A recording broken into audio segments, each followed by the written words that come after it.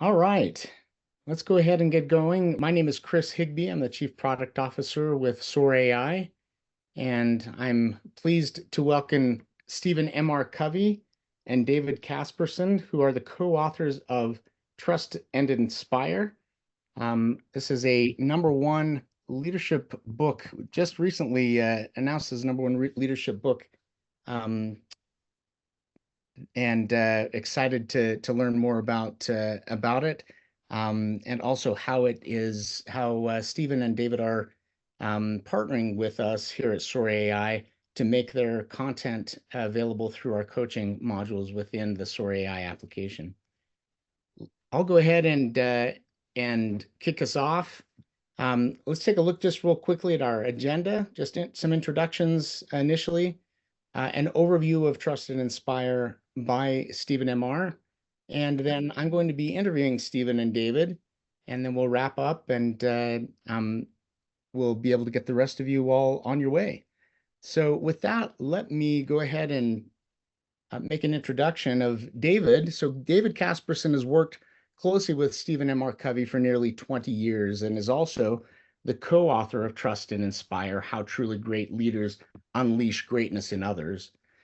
Prior to leading Stephen's Speed of Trust speaking business, David managed the Leading at the Speed of Trust executive workshop program held at Sundance, Utah, a premier senior level leadership training where he worked with hundreds of senior level and influential leaders from across the globe. David graduated summa cum laude with a BA and an AA in communication theory and practice from Utah Valley University. He recently served on the board of trustees at Mountainville Academy, a leader in me school that incorporates the 7 habits of highly effective people into its curriculum.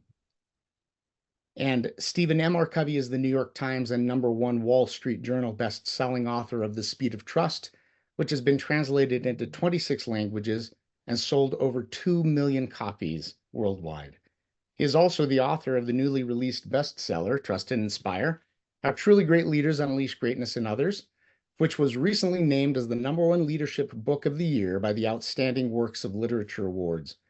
Stephen brings to his writings the perspective of a practitioner, as he is the former president and CEO of the Covey Leadership Center, where he increased shareholder value by 67 times and grew the company to become the largest leadership development firm in the world.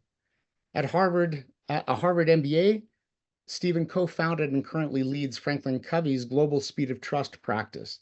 He serves on numerous boards, including the Government Leadership Advisory Council, and has been recognized with the Lifetime Achievement Award for the top thought leaders in trust, from Trust Across America, Trust Around the World.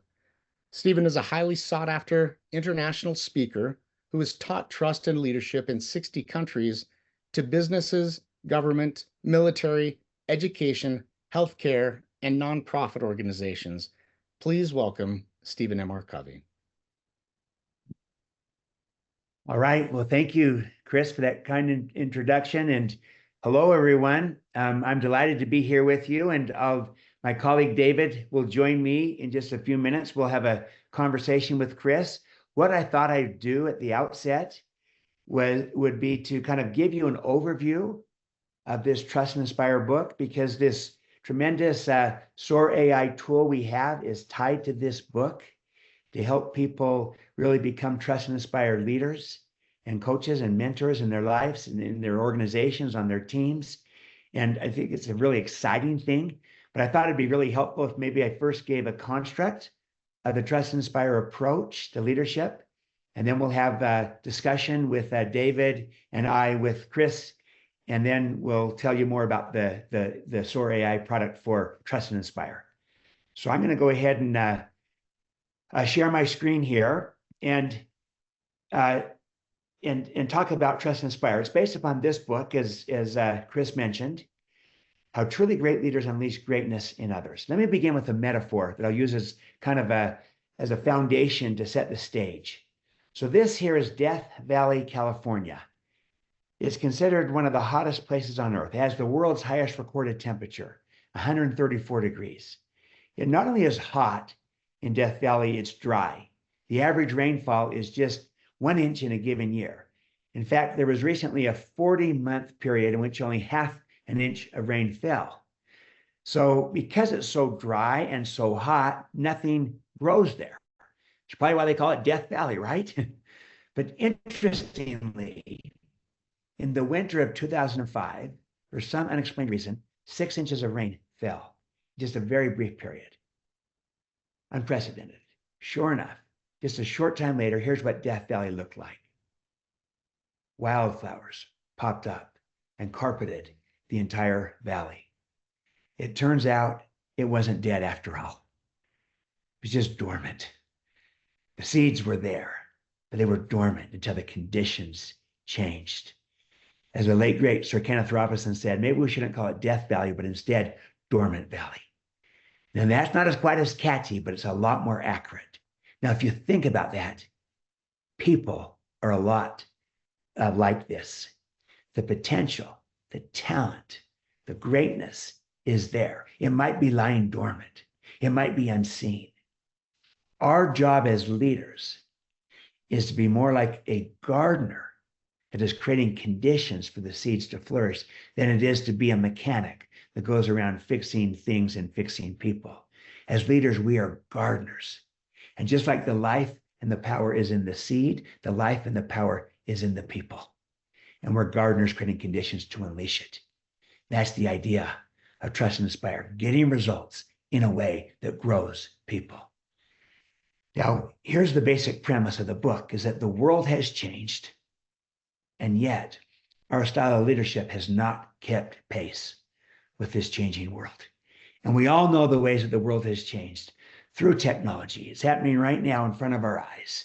The pace of change, the amount of change, the type of change is unprecedented, disruption everywhere. And generative AI is only going to accelerate this and be an extraordinary opportunity. So the world has changed. Our workplace is changing. Work from home, remote work, hybrid work, intentionally flexible work. Our workforce has changed. The younger generations in particular want to be engaged in a completely different way. And today people have choices and options that they didn't have before. So the world has changed, and yet the majority of people and organizations continue to lead out of the base model that came out of the industrial age. I call it command and control. And command and control might have worked in the past, but it's not going to work in a new world of work. It doesn't work very well today with the younger generations. It doesn't work when we need to collaborate and innovate to stay relevant. And when we need to attract and retain talent. We need a new way to lead in a new world of work. And rather than command and control, I call it trust and inspire as a new style of leadership, the future of leadership, in contrast to command and control. So what is trust and inspire? Well, I'll do it by comparing it and contrasting it with command and control. So with command and control, the focus is on managing people and things. With trust and inspire, I manage things, but I lead people. See, we need good management. We need great management of things, of systems, of structures, of processes, of inventories, of the numbers, of the business. We manage things, but we lead people. But sometimes we get so good at managing things that we start to manage people as if they were things. But people don't want to be managed. People do want to be led. They want to be trusted. They want to be inspired.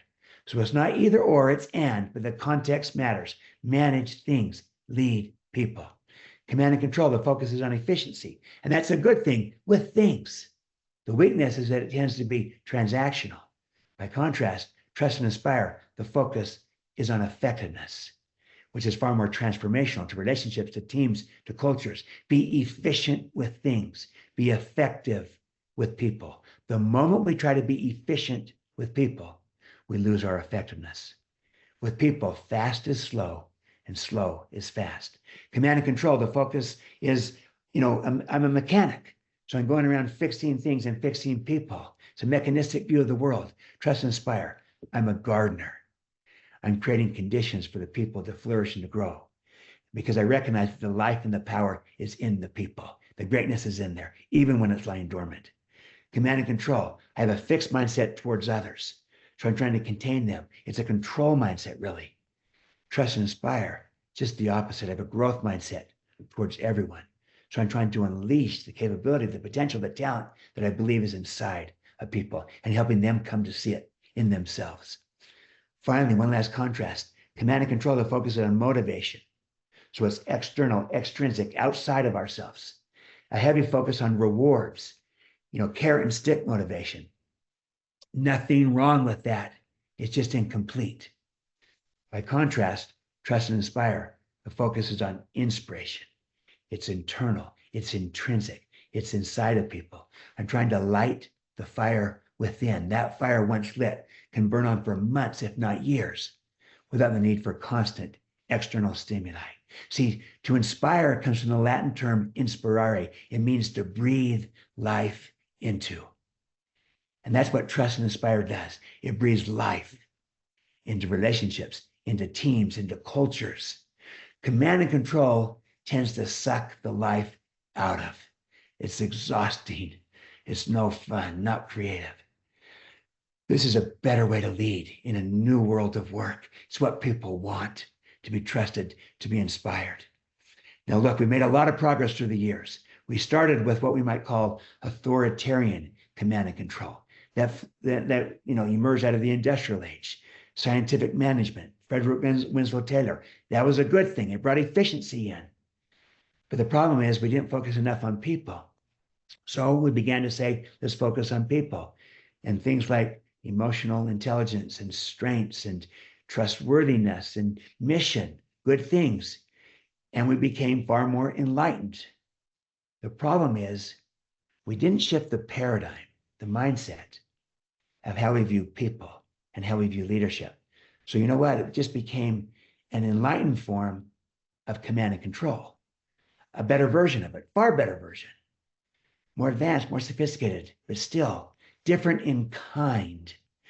Different in degree rather than different in kind. What we really need to do is make the leap, cross the chasm, if you will, into trust and inspire, which is different in kind, not just in degree.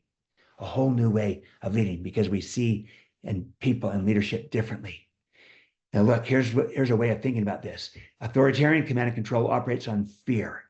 So that's what I can do to you. I'm the boss. I'm in charge. I can demote you. I can fire you. Fear-based. That's not very effective today. We all know that. Enlightened command and control operates on the premise of fairness and transactional exchange. So that's what I can do for you and you for me. Very transactional. A good thing, far better than fear-based, but still insufficient.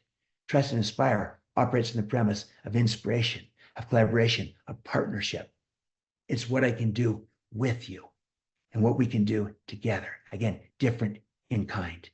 Now look, you might look at this and say, we kind of all know this, but you know what? The research shows that 9 out of 10 organizations and leaders are still operating in some form of command and control as their primary style.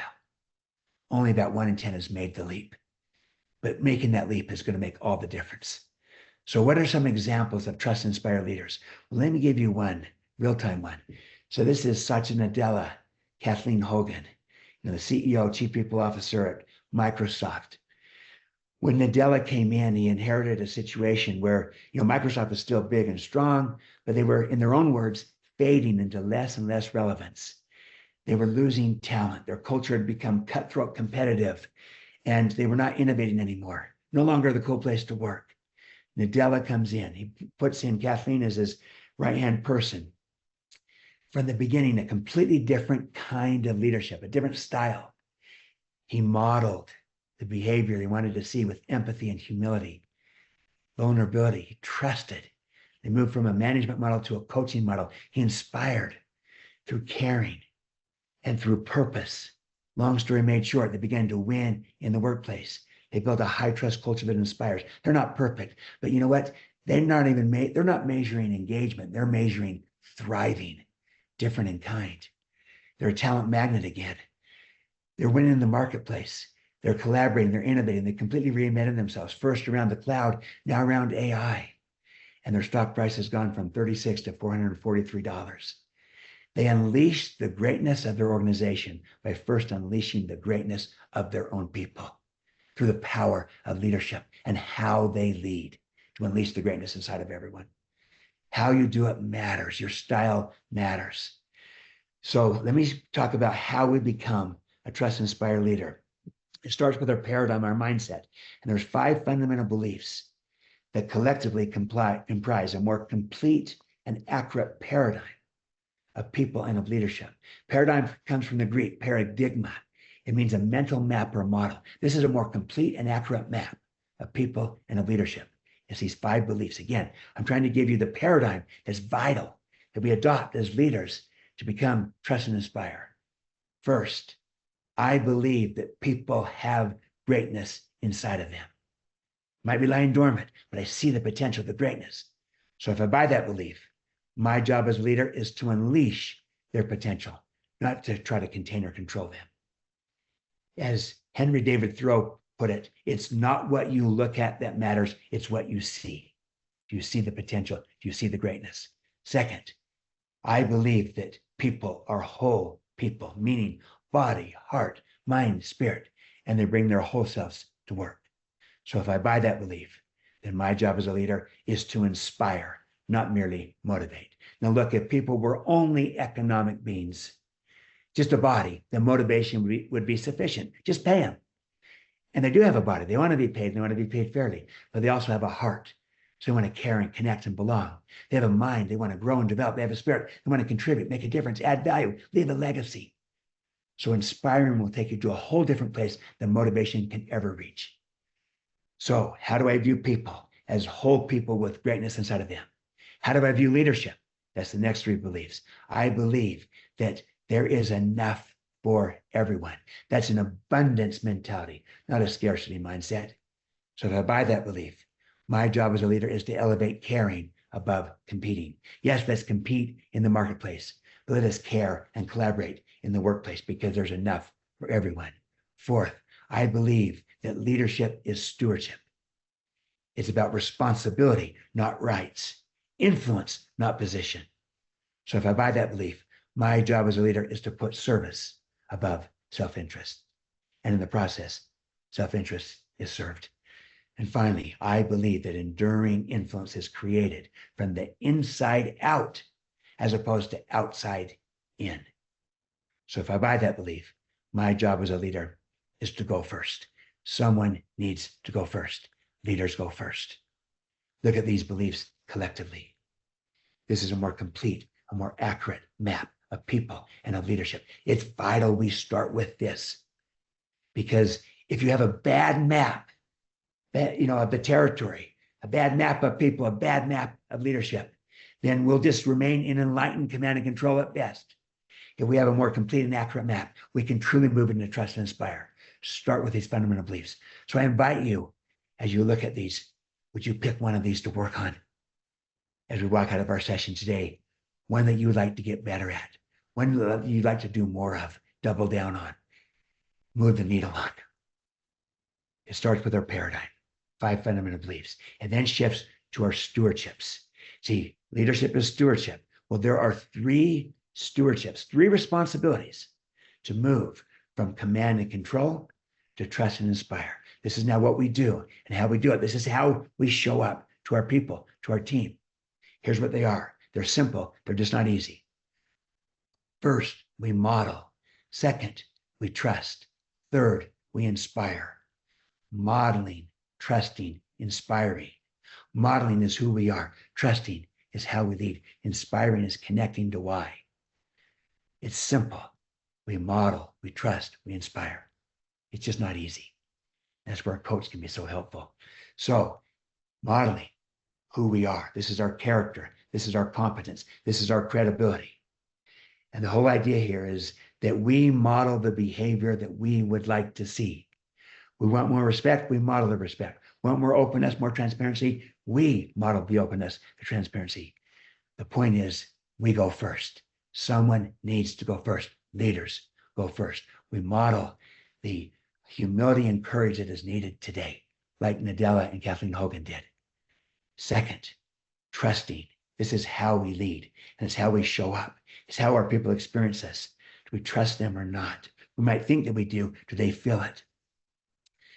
Here's the interesting thing. You could have two trustworthy people working together, both trustworthy, and yet there might be no trust between them, even though they're both trustworthy, if neither person is willing to extend trust to the other, to give it. So if the outcome we want is trust, we want to build a high trust team, high trust culture. To get that, yes, we need to be trustworthy. And that's the idea that trust is earned. We earn it by demonstrating our character and our competence, but by itself, it's not enough. It's necessary, but insufficient. We also need to be trusting. That's the idea that trust is given. Be willing to give that trust, to extend that trust. This is a stewardship we have as leaders, to trust those that we are leading and serving, and to bring out the best in them, help them grow, as well as achieve better and more results. Finally, third is inspiring. And inspiring is all about connecting to why this matters. You know what? This is the new competitive advantage, to inspire our people. And there's overwhelming data on this. Here's a study from Bain. See, I believe this, that inspiration has become the new engagement, the next frontier of this. It's where it's going. And the Bain study shows this: employees who are inspired are 125% more productive than merely satisfied employees. Now, you might expect that because satisfaction is not a high bar, but look at this. And they're even 56% more productive than fully engaged employees. There is a threshold beyond engagement. It's inspiration. It's where leadership is going. Now, you might say, well, I can't inspire. I'm not charismatic. Well, inspiring others is a learnable skill. Everyone can inspire. It's not about charisma. It's different. Inspiring others is learnable. So how do we inspire? Well, when you model the behavior, you will inspire. So the first stewardship inspires. When you trust people, you'll inspire them. To be trusted is the most inspiring form of human motivation. But you will also inspire when you connect with people through a sense of caring and belonging, and connect people to purpose and to meaning and to contribution. So connecting with people, again, through caring and belonging, that will inspire them. It's what Nadella and Hogan did at Microsoft. Now, how do we do this? Why does this matter? Why does this work? Because people feel it. And as Maya Angelou said, I've learned that people will forget what you said, people will forget what you did, but people will never forget how you made them feel. And they feel that sense of caring, that sense of belonging. It's powerful. You can do this. You can get good at this. And finally, we connect to purpose. We can create and embed purpose, meaning, and contribution into almost any role, into almost any organization. Here's an example of this. I worked with Pepperdine University, the Graziato School of Business. Their purpose had been to produce leaders who are best in the world, a good purpose.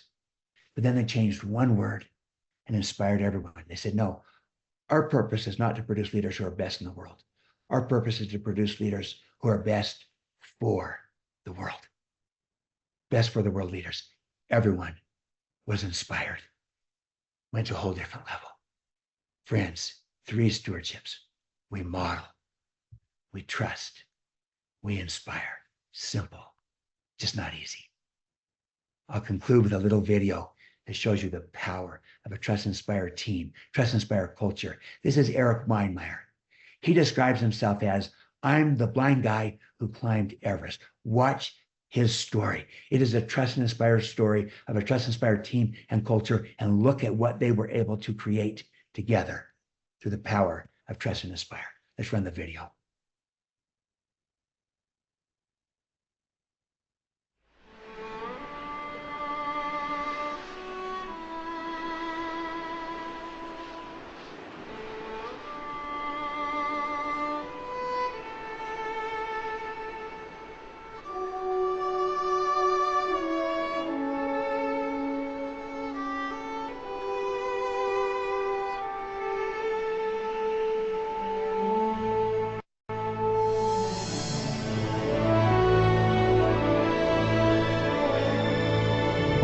Mount Everest, the tallest point on Earth. For a sighted person, climbing Mount Everest is one of the greatest physical challenges on the face of the Earth. Ever since I went blind, it's been a dream in the back of my mind to climb the world's tallest peak. I knew that only 10% of the people who try Everest make it to the top. And for every 6 people who summit, I've heard 1 dies. As a blind person, I knew I could never get to the summit of Everest alone. And what would get me to the top wasn't necessarily technology. What would get me to the summit were the people that I surrounded myself with. After that, I forced myself to sit in front of my tent and envision myself and my team on the top, to actually bleed myself forward. There's a 12,000-foot drop on this side, a 9,000-foot drop on the other side. At that point, I don't think it really matters which side you fall off of. Sometimes you have to rise to the occasion right now. You got to be good and execute right now, every step of the way.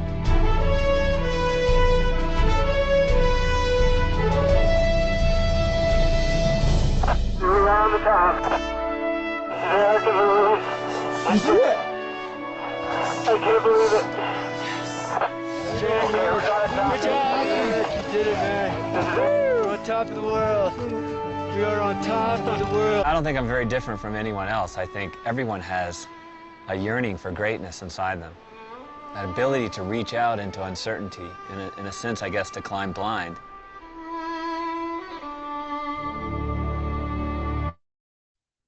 Let me just share in conclusion what the filmmaker Michael Brown said about that experience. He said, "What I find to be really intriguing about that milestone is that everybody on the team put aside their own self-serving need to get to the top, to get behind Eric's summit. Most of the time on Everest, it's every man and woman for himself saying, I want to be on top. They're more just concerned about, well, am I going to reach my goals? Our team had a loftier purpose to get behind Eric and make sure he was able to safely get to the top and back down.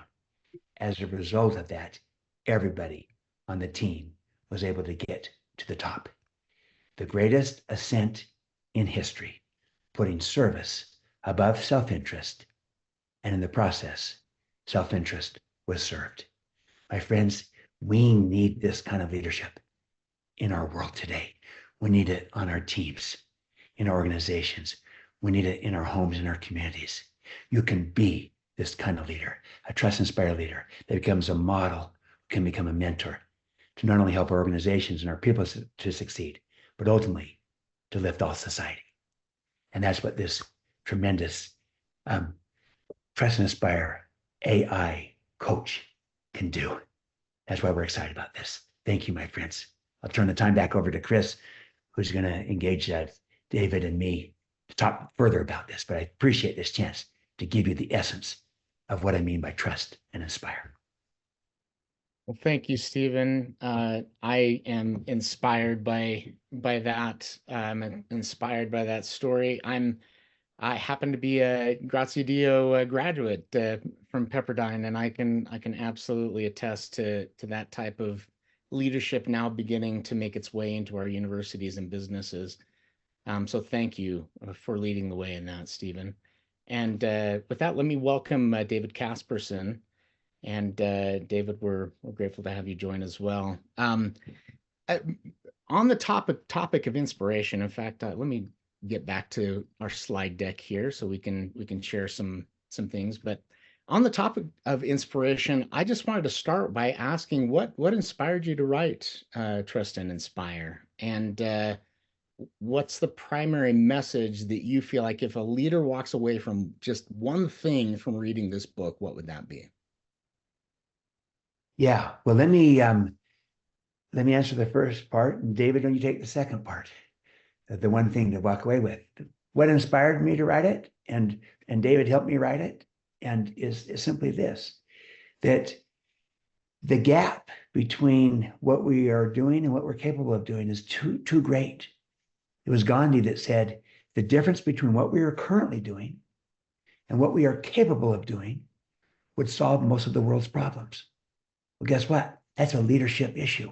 The way we're leading in the past, historically, is not tapping into the greatness and the potential, the power that's inside of people. There's so much more people can give. That is a leadership issue.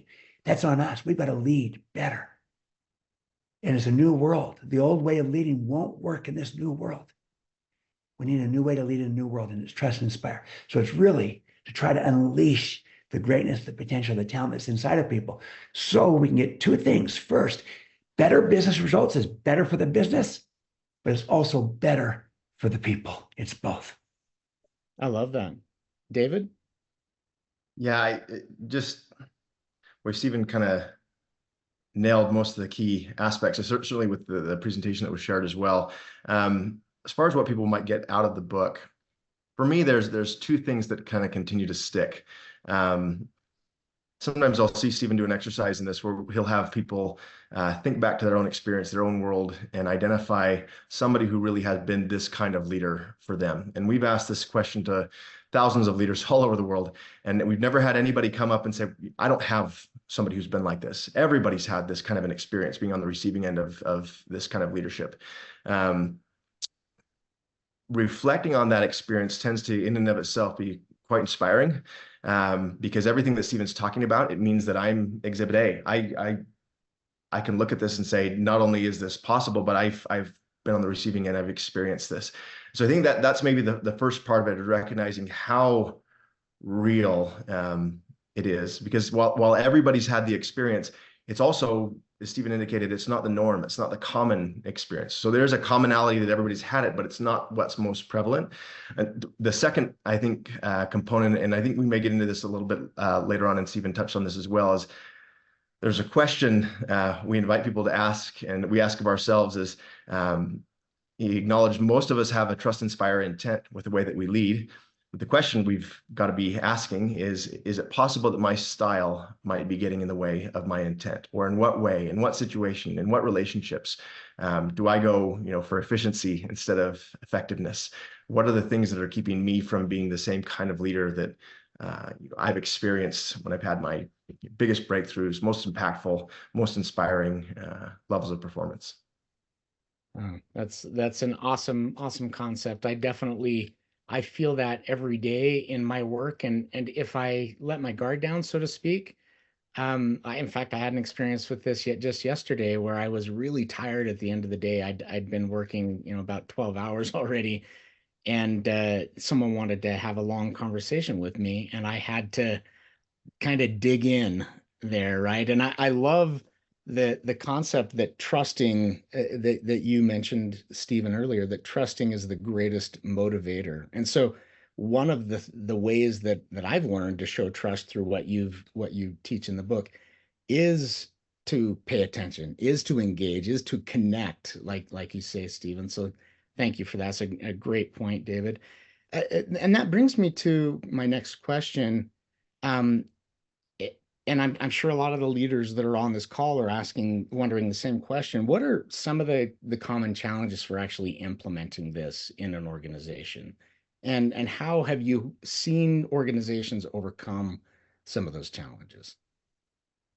Yeah, well, some of the common challenges include the fact that we're in a command and control world. It's all around us. And it's kind of like our native tongue. It's what we know. It's what we're good at. It's what we've seen mentors and models of.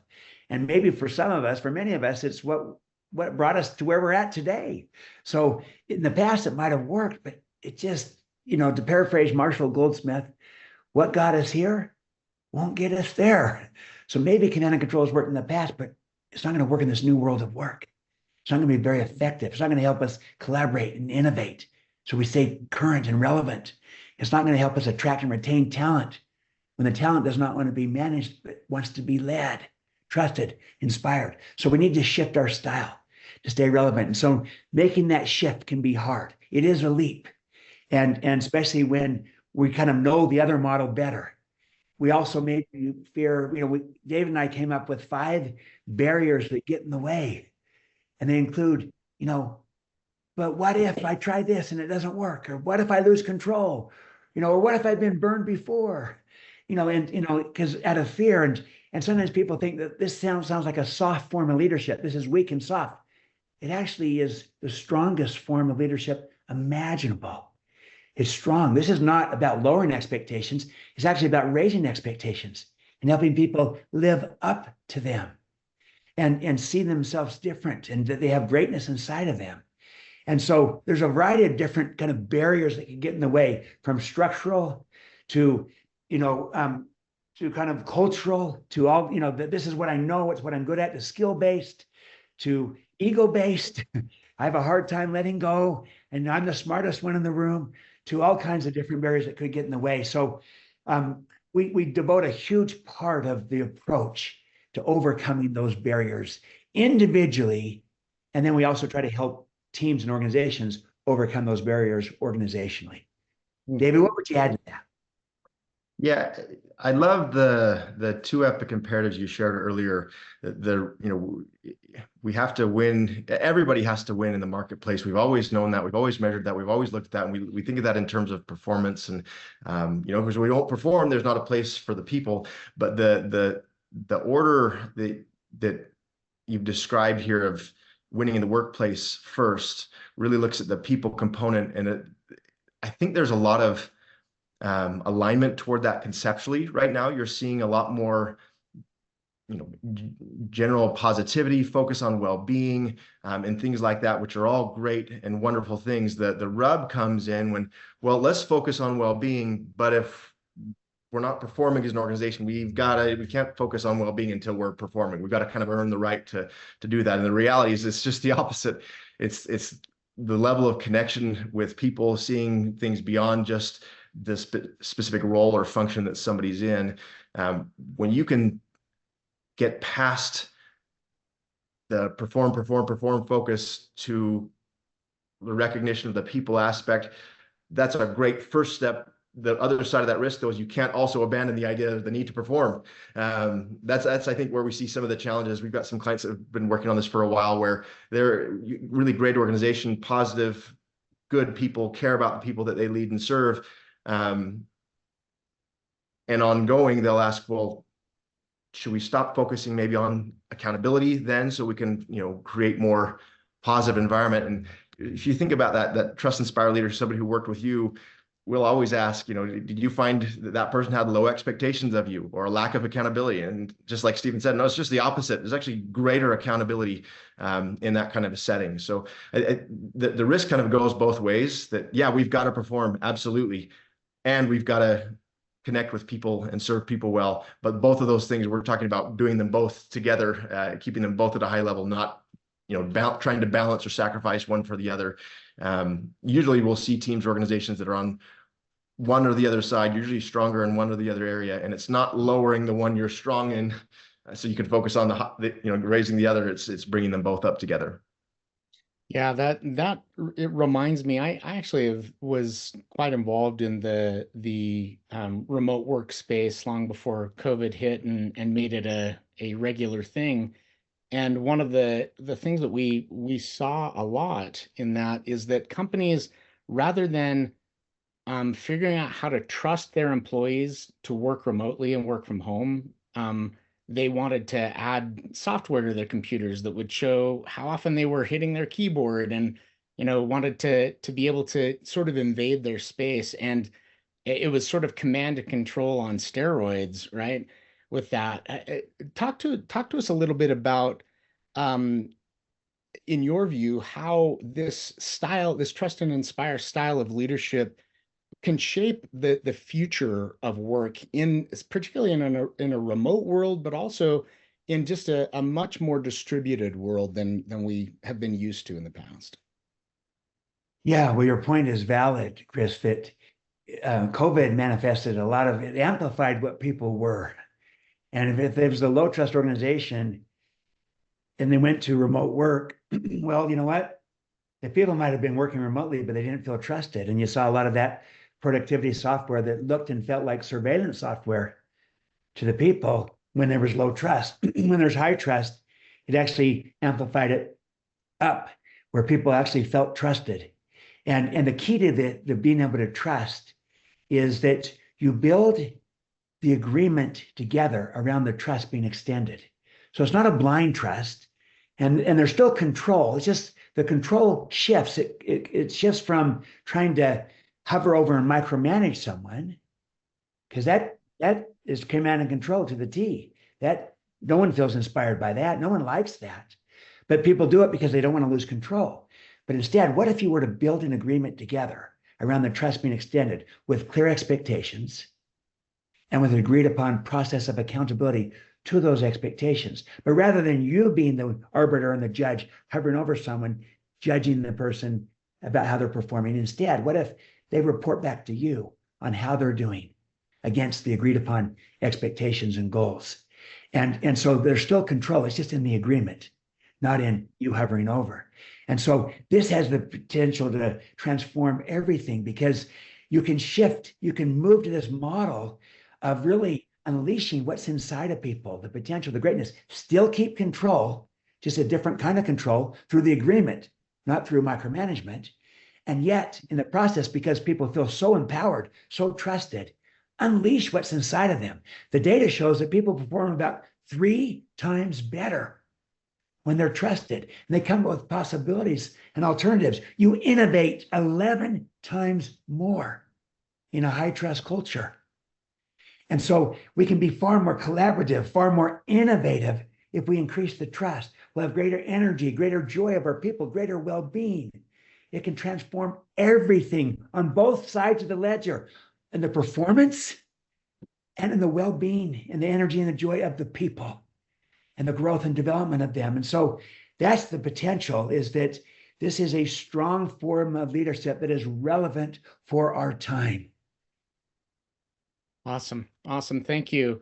And that sort of leads me to this next point, which is, I think everyone understands that one of the reasons that Stephen and David are here is because we have partnered with them, with SOAR AI, to make Trust and Inspire one of the leadership and coaching modules that's available through SOAR AI. And I just wanted to share very quickly what that looks like within the SOAR AI system. This is a sort of a zoom in of the actual module that you can see. And you can see that it shows you this continuum at the top from authoritarian command and control through enlightened command and control to trust and inspire.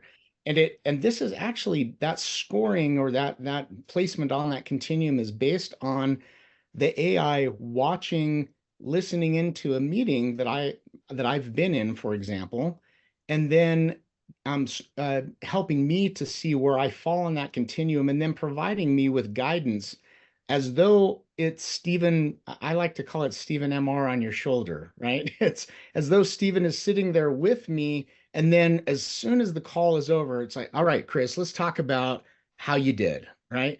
Looks like you were a little bit closer to authoritarian command and control. Let's talk about how you can move to trust and inspire leadership. So this is shown within the context of the SOAR AI user interface. And this is where that module lives, but it's drawing all of that based off of what's been transcribed from the meeting. I can actually jump right to moments in those meetings where I'm being given feedback. So we like to call it game film. It's like sitting down with my coach and going through my own game film to help me to see where I can improve. Now, this the agreement that Stephen talked about is actually a major part of the Trust and Inspire model, right? In fact, you can see it down here at the bottom, that we will give feedback on how you are doing at essentially, following or keeping your stewardship agreement.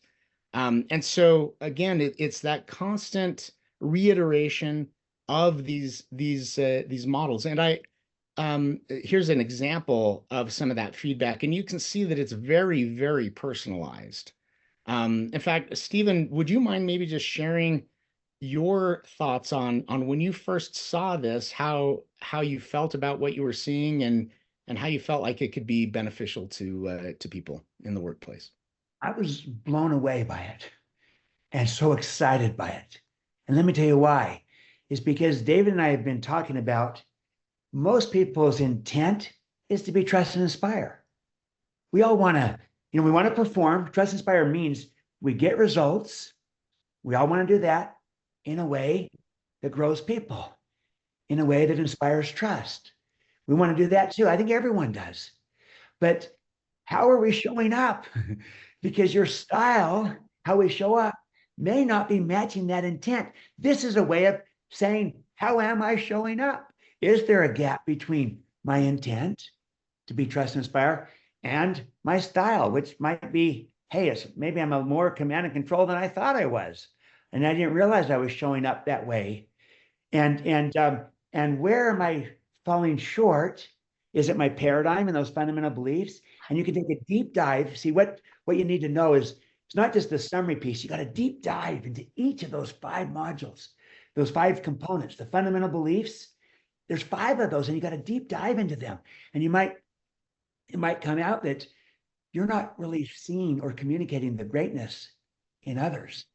You're kind of labeling them or categorizing them as not capable. Perhaps maybe that shows up or something like this. But I can suddenly get feedback on how I'm showing up and maybe become self-aware for the first time. I didn't realize I was coming across that way. Same thing with the modeling. Maybe I'm modeling performance, but not modeling empathy. Maybe I'm modeling courage, but not modeling humility. And you need both. Maybe I think I'm trusting that second stewardship, but people aren't experiencing that. And I'm coming across as not trusting them, but rather that I'm trying to maybe micromanage them. But I think I might be trusting. And then finally, inspiring, maybe they feel nothing. It's all just motivation, all transactional. I'm not tapping into that inner fire inside. And this helps me see where I'm at. And more importantly, know why I'm there, because I can see it mapped out, and it gives me suggestions on how I could become increasingly trust and inspire for the next time I have a meeting, a conversation. I was blown away by it.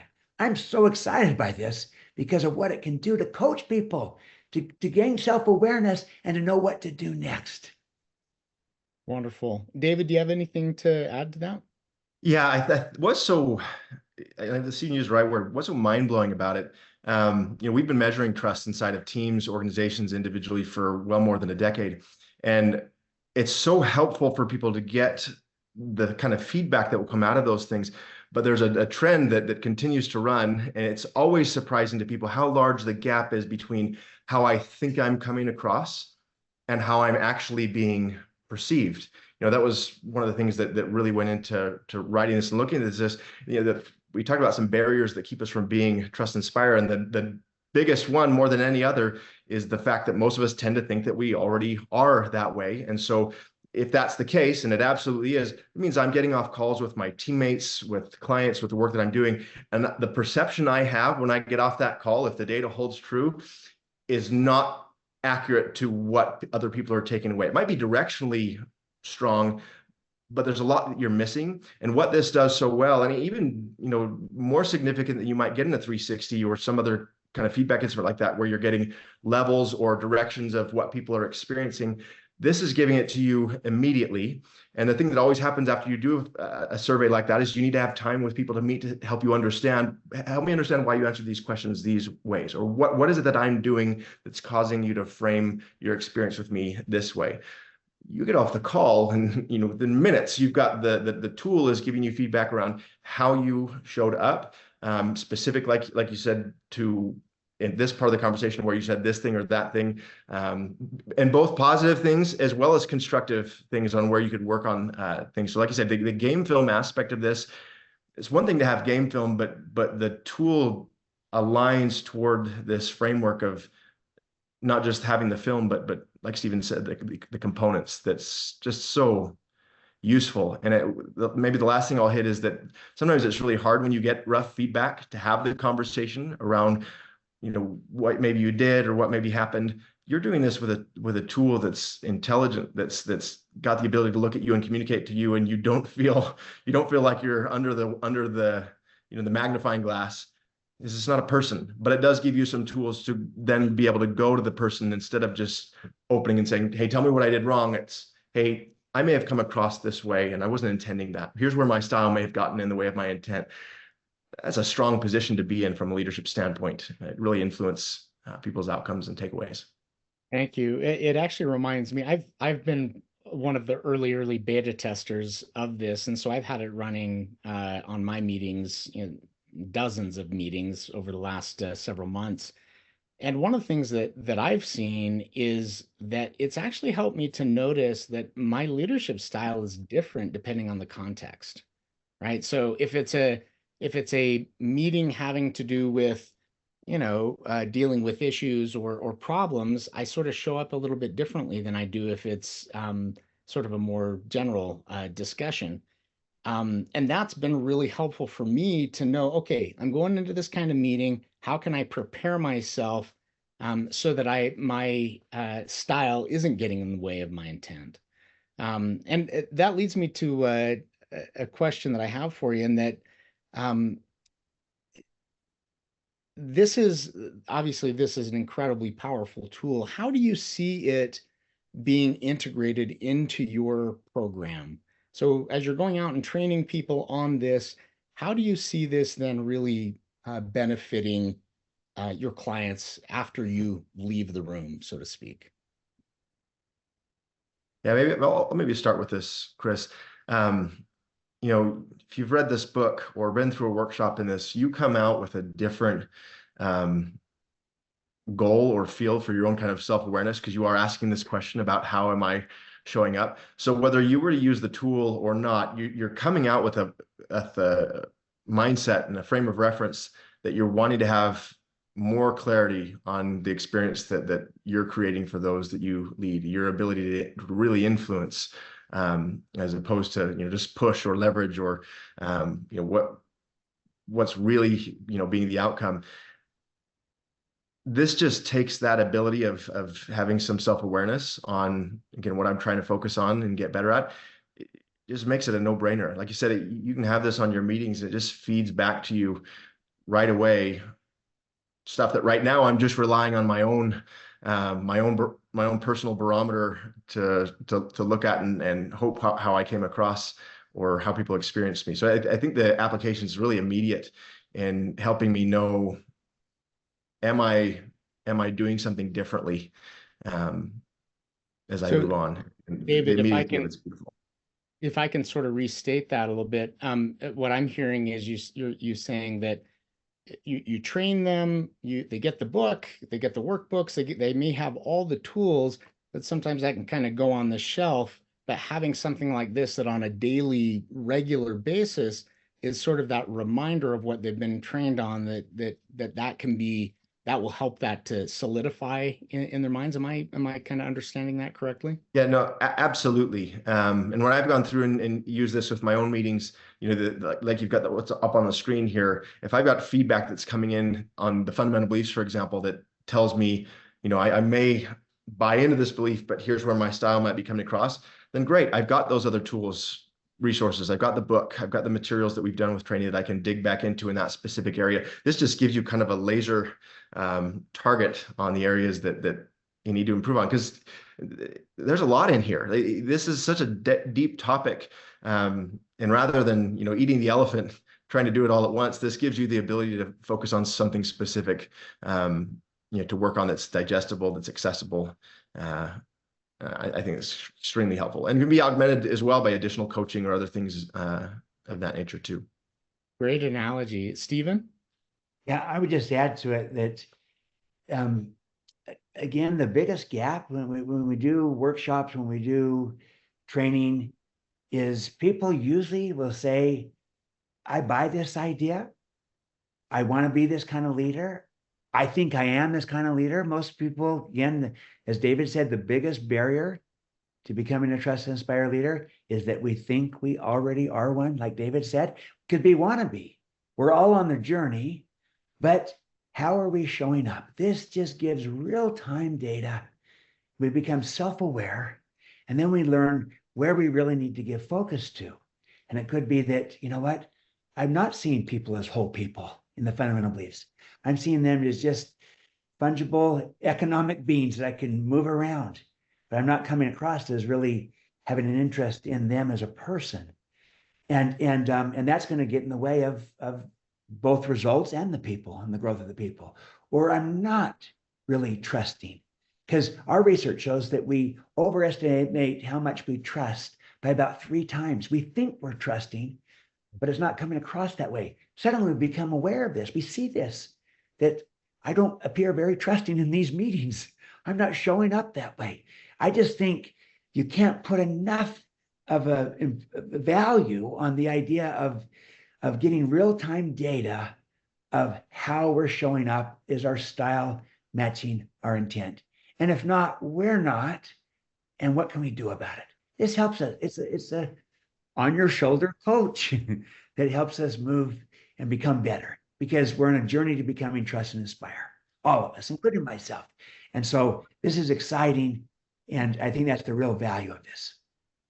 Well, I love the visual that I have in my head of Stephen MR turning around and watching the game film of his own meetings with this. I just am I'm so in love with this content and with this idea, and the fact that it can help literally every single one of us, including the co-authors of the book, is really just such an amazing concept for me.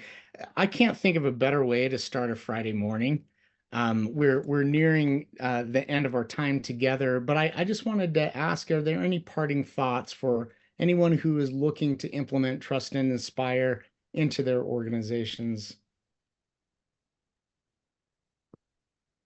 I think maybe I'll just offer the idea, Chris.